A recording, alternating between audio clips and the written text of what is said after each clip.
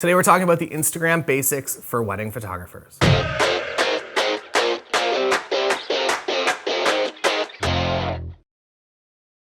So this past week, actually we just wrapped up yesterday, all I've been talking about is Instagram, and some advanced strategies and tactics are over on the member site, and really kind of a full behind the scenes of what I'm doing and what you can do to grow your account specifically to 10,000 followers.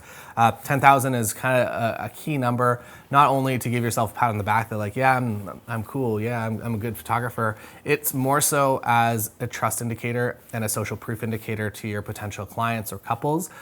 When people come to your page and you say you have 10,000 followers and the other person that's like in the mix for their wedding photographer is maybe they have 200 followers, and all of a sudden there's such a huge discrepancy that if you were tied or you were closely tied in their mind, all of a sudden that 200 follower account, like, that's not even a real photographer to them. I feel like this is unfortunately true when it comes to pricing as well, that when people come to your website, if you're a $4,000 starting rate and you're up against somebody that's $2,000 starting rate, like, they are going to obviously believe that you are the better photographer based on price alone. Most couples can't really gauge like, oh, this is a much better photographer than this photographer.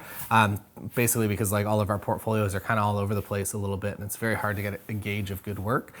So know that there is value in vanity metrics, unfortunately. So it is 100% worth it to invest the time. 10,000 follower post, how to get there, went up on Tuesday. And then my organic growth hacks, so not paying any money in Instagram, went up on Sunday. And then on Thursday, it was all about paid opportunities on Instagram. You might be hearing that like, hey, like organic reach is way down. We'll talk a little bit about that. I don't believe that right now. But if you want to grow your account quickly, you definitely have to do a little pay for play here on Instagram. So yeah, that's all up on the member site. If you're interested, there's a link in the description below for that. Today, the basics for wedding photographers on Instagram in 2021. The main key, so I guess to break down what Instagram is, why it exists, and why it's going to organically show your work to anyone. Instagram exists to sell ads to people, for you to view ads, for you to click on stuff, and for them to get paid. That is the number one reason that Instagram exists. It's not just like hey, we're a wonderful place for you to store your memories. It's like, it's a business. So from that perspective, all Instagram wants is people to stay in the app, and to stay in the app in places that actually they come across ads more often. So first up, to talk about the content that you should be uploading. Obviously, like if you're a wedding photographer, you should be uploading wedding photography content, but I do feel like you should be uploading content that is just not all wedding photography all the time. That makes your account very boring. You can do this and you can structure this that maybe your stories are that random content and then your feed is always going to be wedding photography content. That's totally fine to make that that difference. But for me, if you come over to my Instagram page, you'll notice it's just an eclectic mess of all things, either travel, food, or weddings, or portraits, I guess, as well, or just me doing stupid things. I guess I'm a bit of a unique case because I'm also on YouTube and we do a show with Nikon and other things that are outside of the normal space of being a wedding photographer. But know that you don't have to stay like exactly in the lane of a wedding photographer. We talked all about this on Tuesday, actually, about how to grow your followers to 10,000. Basically, you don't have to necessarily stay in the lane of a wedding photographer. If you want to grow your account, you really kind of have to think a little bit larger than that. I'm going to walk you through, I guess, my strategies, my suggestions for all three of the, I guess, the key pieces of Instagram content. I'm going to leave IGTV out of this because probably don't worry too much about making IGTV content, to be honest. Really the feed, reels, and I'm gonna stack reels first. Let's say reels first, stories second, feed third, which is completely flipped from at least myself as a photographer. I have a tendency, at least maybe it's past conditioning, that I want to be uploading to the feed, and that's just really not the best place to put your content now. You can also put stuff there. So for instance, if you're doing reels, we're getting ahead of ourselves. Let's talk about number 3 first. So first we're going to talk about the feed and best practices for that. Again, Instagram wants to keep people on their platform, so the more that you can keep people on their platform, the better, which means big, nice captions that actually make people engage or make people comment or make people share those to your friends. The currency of Instagram this year is really just shares, so the more content you can make that people actually directly share to one individual person, the more Instagram's going to recognize that like, hey, this is super important content. When it comes to what images to feature, I guess maybe we'll start with the aspect ratio. Vertical images, always better. I shoot so many horizontal images, it's such a pain to actually find a vertical image, but they do perform significantly better on Instagram. Carousels as well, you can add up to 10 images in a carousel, and that, again, basically keeping people flipping through those images. So start it with something that really is sticky and something that gets them to actually stop.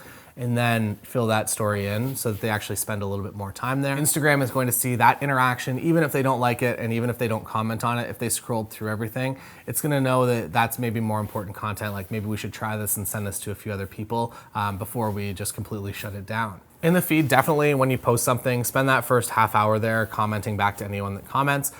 Maybe one other thing that's untested that, at least what I've noticed, is that if I am uploading content and I interact for that first half hour and then I go away, I actually legitimately usually forget that I uploaded something. Instagram tries really hard to pull me back. So if you do upload content and you can resist the urge to constantly be checking in on it, I do suspect that Instagram is organically showing that to more people. TikTok does this as well, that you'll notice that every now and then it's just like, oh, notification, someone liked me, like my TikTok, or oh, cool, new follower. That's trying to pull you back into the app. Instagram is doing the same thing. They're just playing the exact same game. So for the feed, aspect ratio, vertical, if possible. A good long comment, caption, you can go really, really long, like 2,000 plus characters on them, I think. You don't have to go that hard. Type them up in a notepad on your computer and then copy them over if you want. And also maybe to speak to hashtags, lastly, they're becoming a lot less important, I think, overall, that less people are doing those hashtag searches. I think for us as wedding photographers and wedding vendors, that there is a niche that if you can find the local wedding hashtags or the extended local wedding hashtags, as well as if the venue has a hashtag, 100% worth being on those.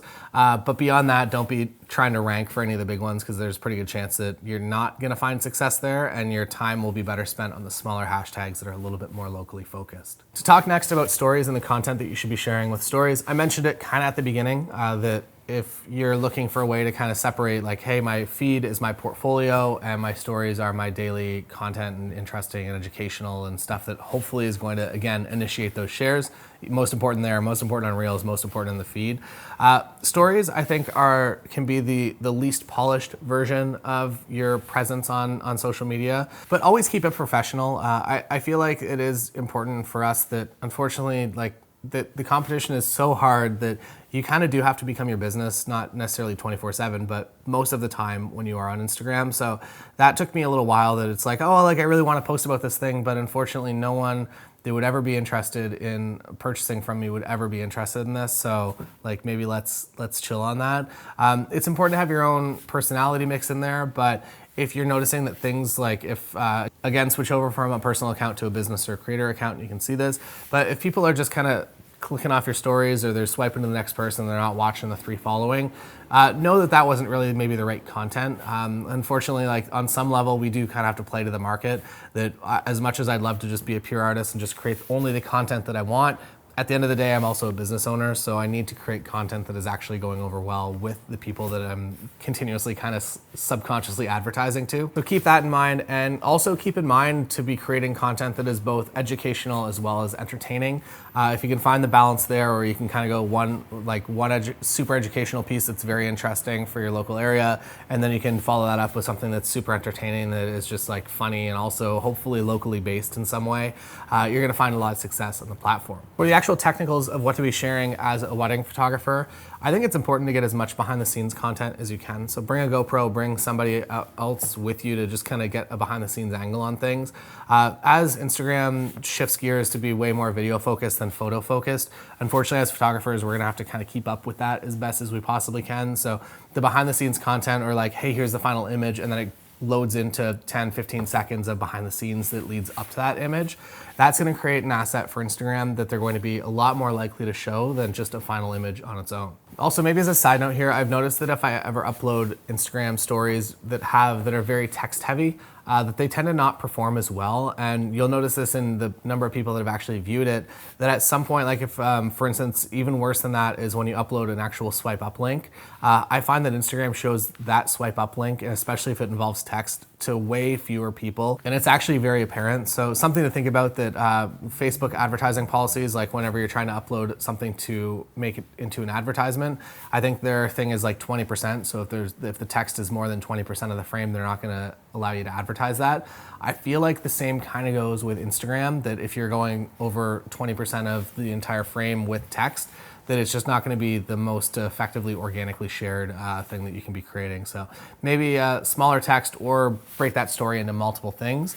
I would say that the exception to that is if you're doing actual subtitles for anything. So if you are speaking to a camera, if I'm talking to you, that you should have subtitles running underneath. And that is something that you should also be doing for your Instagram Reels. So we're going to move into talking about Reels.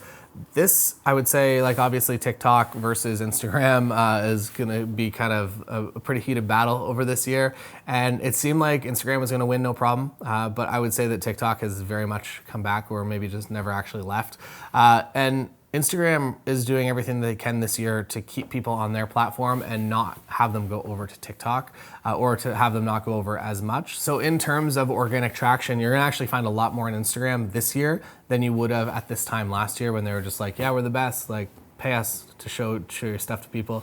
Now all of a sudden it's switching a little bit, that they're like, okay, like you're a creator, we want to keep you on our platform. Like if we continuously punish your content organically, you're gonna get fed up and you're gonna go over to TikTok where there's a lot more organic traction easily. So know that that is something that you can benefit from this year that last year you could not benefit from. And I think a lot of people, even on YouTube, they still believe that organic is dead based on what was kind of happening to them a few years ago. So know that organic is surprisingly more alive than it was last year on Instagram. You just have to play the game a little bit different than maybe how we played it 5 years ago.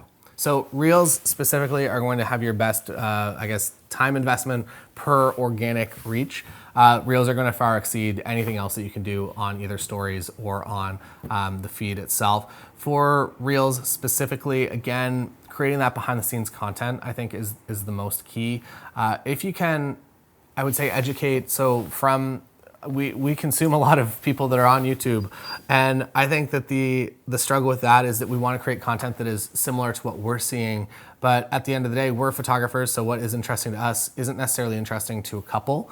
So find a way to bridge that behind the scenes into something that's just not so tech heavy. Like you don't have to tell them what cameras you're using. Although if you do have a lot of followers that are photographers, it might be helpful to kind of have some of those stats, because it will keep people, again, like when they're reading your caption, if you have the technical specs in there, like people might stick around a little bit longer to check those out. On Reels specifically, if they are designed for the wedding industry, I think you're gonna find a lot of really good success on that. As wedding photographers, like a few people have started to kind of jump into that, but not a lot yet. I would say that this is kind of that 1 year. There's been a few kind of pivotal times within wedding photography. I would say that this is one of them. That if you go really hard on Reels this year and you create a lot of behind the scenes content for all of your favorite photos, and it loads up with that great shot and then goes into the behind the scenes content, or even the other way if the behind the scenes is interesting, know that if you're spending time building those out over the year, that you're going to see far more success in organic shares and reach from that than anything else that you can be focused on Instagram. And then to cap this off, I guess the last thing that I'll tell you about, again, if you're a personal account, please switch to a business or a creator account. You have access to insights. You can see how many people shared things, and more importantly than that, you can see when your followers are online most. So there's a little graph in there that'll show you like, hey, most of your followers are on from 9 a.m. to 2 p.m. So that makes your life very easy to know that, hey, I just upload at the beginning of that and then I get the traction of all 4 of those hours, rather than uploading in the evening when like the fewest number of my followers are on, so no one's gonna interact with it immediately, which means I'm not gonna be able to comment back to them, which means that unfortunately Instagram's not gonna show that to many people. So again, all about playing the Instagram game. Organic this year coming up again. Hopefully it stays. I don't know. It's just kind of that, again, their business. They want people on the app. They want people on the app to experience more ads than ever before. And if you're creating content that is keeping people in the app and allowing them to make money off of you and rewarding you in exposure dollars, know that you're going to find a lot more organic traction overall. That is the game for us as wedding photographers on Instagram. Again, full week, all week on the members website, specifically the Growing Your Instagram Following to 10,000 Followers that we did on Tuesday. I think that is the best direction that you can go over 2021. And if you're following that guideline, I think you're gonna find a lot of success. And I think that you are going to be able to grow to 10,000 followers. If you're just doing some other things, you can find success, but you will not find success as fast as that. So come on over for that post. That went up on Tuesday, so it's up right now if you wanna head over there. That is all that I have to talk about today. I'll see you again, I guess every day. We do every day here now.